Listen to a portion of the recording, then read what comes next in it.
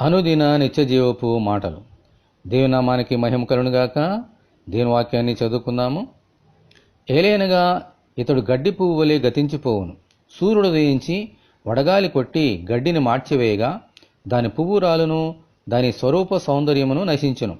అలాగే ధనవంతుడును తన ప్రయత్నములో వాడిపోవును. యాకోబు రాసిన పత్రిక 1వ అధ్యాయము 10-11 వచనములు. గడ్డి దాని పువ్వు కొన్ని రోజులు మాత్రమే ఉంటాయి.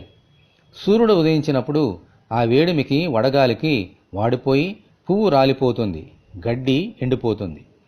ధనవంతులు కావడానికి ప్రయాసపడుచున్న వారు కూడా ఇదే ప్రయత్నంలో వాడిపోతారు.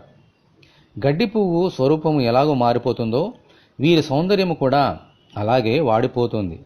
ఎందుకంటే దివారాత్రములు తమ సంపాదన మీదే తమ దృష్టిని పెట్టి తమ శరీరమును మనసును నలుగగొట్టుకుంటారు. ఈ ప్రయాసంలో వాడిపోతారు. ఏ సేవకుడును 2 యజమానులను సేవించలేడు. అలాగే దేవుని ధనమును సేవించలేడు. దేవునిని ఆయన వాక్యమును ప్రేమించేవారు మాత్రమే వాడిపోక దేవుని సౌందర్యము కలిగి ఈ లోకంలో జీవిస్తారు. దేవునికి స్తోత్రము కలుగునుగాక. ఆమేన్. ఇటువంటి కృప కొరకు మనమందరం దేవుని వేడుకుందాము. ధనవంతుడవై ఉండియు ఈ లోకములోనికి దరిద్రుడిగా వచ్చిన ప్రభువా, మీకు వందనములు.